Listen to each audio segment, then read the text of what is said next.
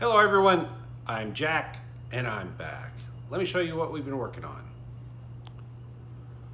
All right, so for the Grand Sport hood, we need vents, and the original vents were thin aluminum. I didn't like them. I didn't like the fact that they were so thin. Aluminum is fine, but they would have needed to have been twice as thick. And I didn't like the way they were made and mounted. Let me come over here and show you quickly. Here's the hood, and then there are the aluminum vents. All right, so let me come over here and show you, this is what they actually look like. So each vent is, let's call it a 1/16 of an inch, if that. And then it has an angle at each side and then holes drilled. The challenge with this is, for that to work, the hood itself has to have slots in it. So those vents go into the slots. See the holes that are drilled there? Well, the holes have to match up with the holes in that vent, and that's what holds it in place. And then all of those little screws hold it in place. I don't like this for several reasons. One, all of those slots have to be cut at the right angle and the right depth. If that's off, you would end up messing up the hood. You'd have to repair it with fiberglass. And doing all those screws and all of that is just a royal pain. And then having to bend these 90 degrees and get the shape right. It just seemed like a very labor-intensive way to do this. So I was looking for a better way. I was going to have them made out of machined aluminum, but then I thought, hey, I'm making everything else out of carbon fiber. Why not make these out of carbon fiber as well? So I did that, and I did that by taking a sheet of foam board and putting a layer of carbon fiber on each side. So this used to be a sheet of foam board. Bought it at Walmart. It comes in white and black. The white's 97 cents. The black is $3 or $4. I did go with the black because if there was any opening in the weave, it doesn't show up. When we tried it on the white one, any space in the weave when you're putting down the carbon fiber shows up as light spots. Could paint it, but I really wanted the paper. This is basically foam with paper on each side, and I wanted the paper to absorb the epoxy. So we took the foam board, put epoxy on it, put the carbon fiber on it, fabric on it, and then covered it with epoxy again. Now it still needs another layer of epoxy on some sides. If you look at this side right here is not bad. You can see it's got a nice gloss to it, and it has that depth look that carbon fiber has. Okay, the other side did not get covered as well. It actually has a textured finish, call it snakeskin type finish. We don't want that, we want the gloss. So we will have to cover these with another layer of epoxy at some point. There was no point in doing it there. So that's the way these are. These have one side that is glossy and the other side is kind of, like I said, snakeskin textured. So I spent a lot of time transferring the angle of the vents into this fixture, and then we're going to put these carbon fiber rims around each of the openings. And so I needed a way to hold these in place. So I said, oh, I'll just make this fixture like this. So I did that, got everything settled. Then I said, all right, once I do that, what do I do? Because the hood itself does not have any kind of bracing here. You saw it relies on the edge, each edge to hold it. I didn't really want to glue these on each edge. So I said, oh, I'll make this little stand fixture. So I have this stand fixture. You can see the vents stand by themselves, and then the separate rim that goes around it goes on top. This rim is not done. It still needs another layer of epoxy and some smoothing, but it's close. This gives you an idea of what the vent will look like. And again, right now these have that snakeskin finish. They will be high gloss when we're done with that. All right, so I made these fixtures. The problem was it took a lot of time cutting to make these slots, and they had to be pretty accurately done. I said, that's way too much work.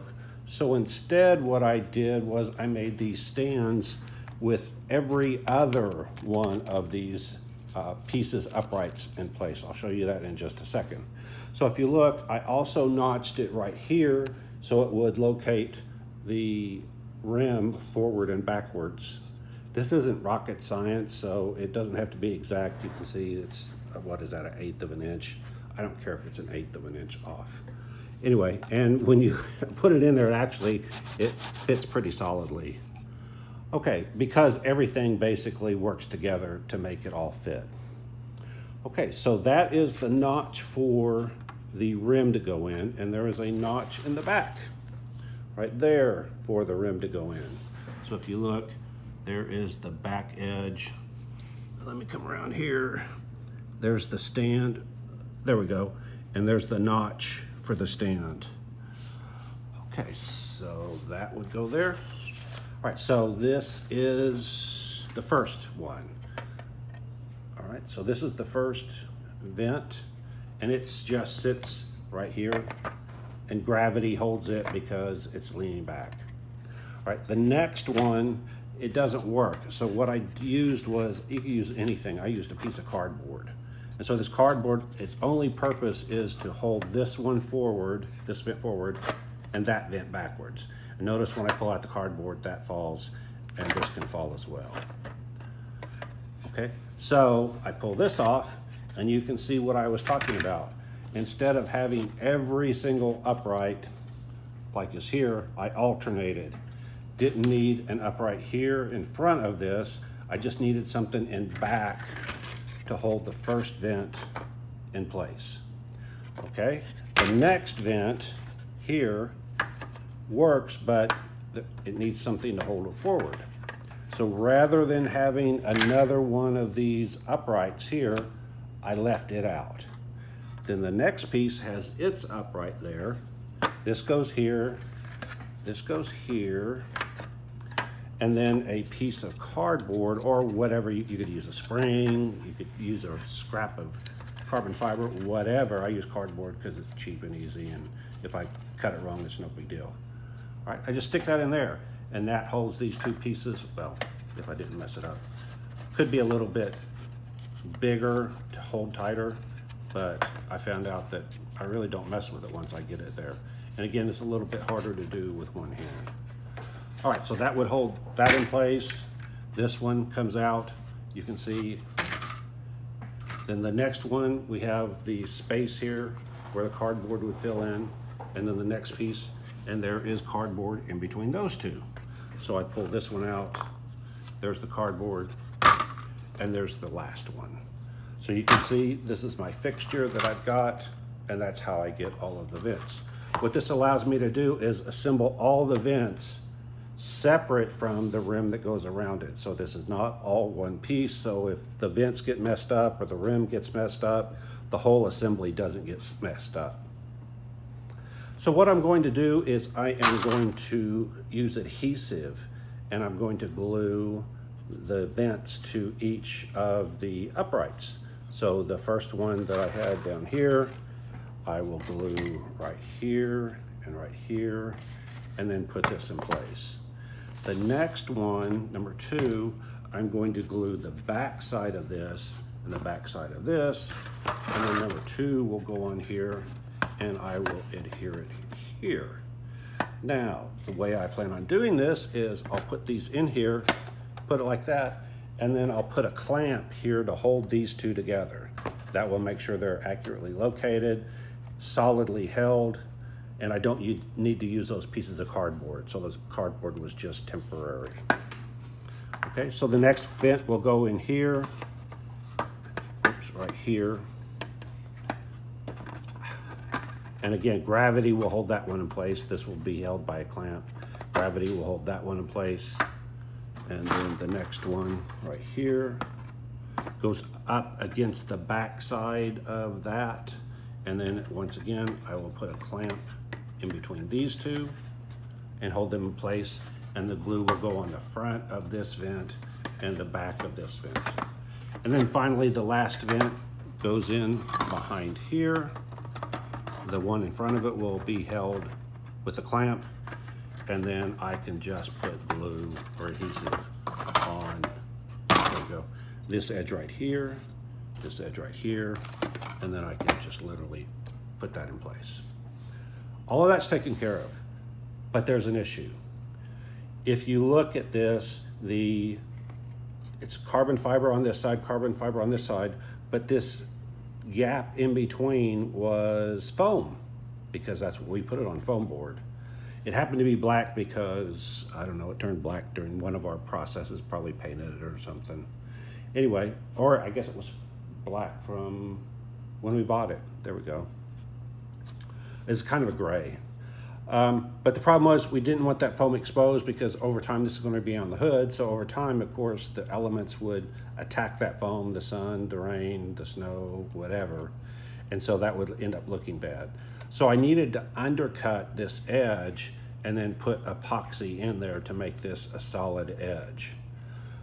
And I was trying to figure out how would I do that. I could use a grinder, and there's all kinds of different ways. And then it dawned on me, I have a foam cutter that is actually made to carve foam with.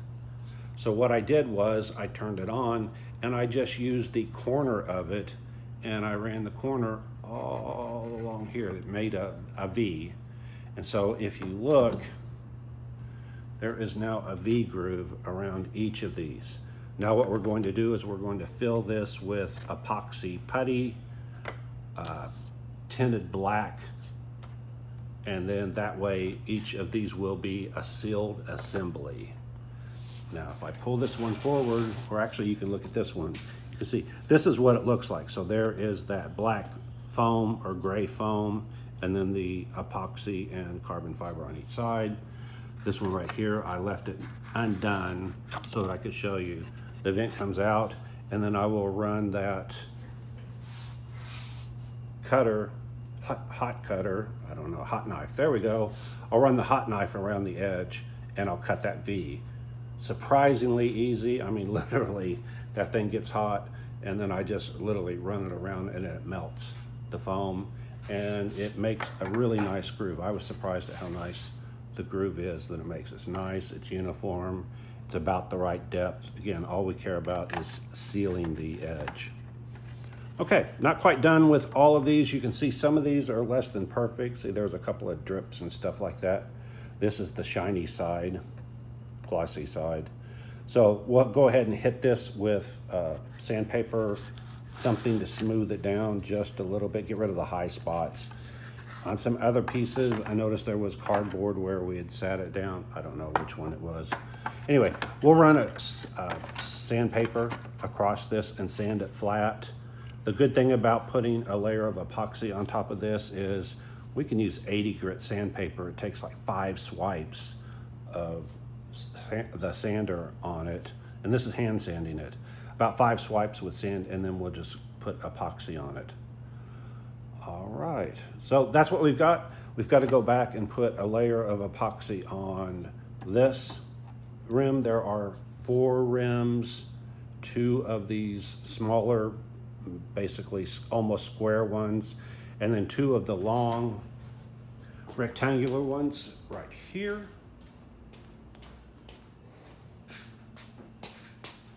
These vents. Now, I have not done these vents. I need to start with a new sheet of carbon fiber. I'll start with this one and do it, but that's not enough. We've got another one around here, another 1 or 2 around here. So I'll make these long ones. In the actual hood, there are spacers that go like, I think it's 1/3 of the way down here and 1/3 of the way down here. So I'll have to make those.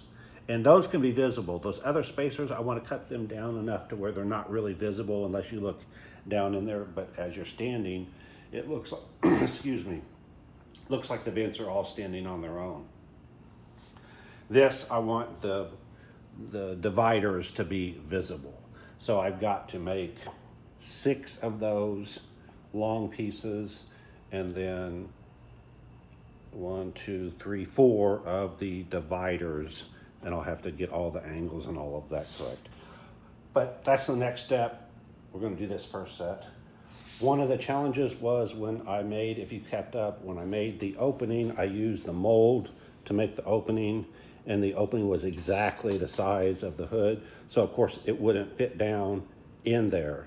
So I had to go in and cut each one of these rims in 4 places. So I cut it here, here, here, and here. And then I removed, oh, I don't know, like a 1/16 of an inch or an 1/8 of an inch. Put it back together, super glued it together, and then we put a layer of carbon fiber, just one layer of carbon fiber for cosmetic reasons, so that you wouldn't see that there is actually a seam here, there's a seam here, here, and here. All right. That's all I can think of to cover. If you have any questions or comments or whatever, let me know. I have not decided what to do about these stands. I think they will stick down too far, but once I get this in place, then it won't matter. I can cut this, I can make some little stanchions to hold it in place, but I don't think it'll work with them sticking down that much. Secondly, on at least one of the cars, the C8, all of these parts are going on both the C6 Grand Sport and the C8 Grand Sport. The C8 hood covers up it's called the front trunk. And obviously I don't want it leaking. So this can't be open like it is on the C6. On the C6, it can be open because it's a hood vent. Although I'm not sure I want to get water on the engine. I'll decide that later. But I'm thinking in both cases, I may go ahead and make a floor to each of this. So each of these is actually kind of a little bucket. If I do that, then of course I'm going to have some kind of drain system to work on. But those of you that know me, I figure things out as I go. So I just want to get the vents done, looking good, and then I'll figure out whether or not to put the bottom on there. I think I will, and then once I do that, I think where the vent, I'll probably have to put a little vent and then a nipple and then a piece of tubing to run the water out to where it can drain effectively. But again, I'll do that when we get closer to that. But the next video, hopefully we will have both of these done and looking nice, and well on our way for the other 2 longer ones to get them all looking nice. All right, that's all I've got. Like, subscribe, hit the alert, hit the thanks, donate if you want to. And if you don't like what I'm doing, you don't know Jack. Bye.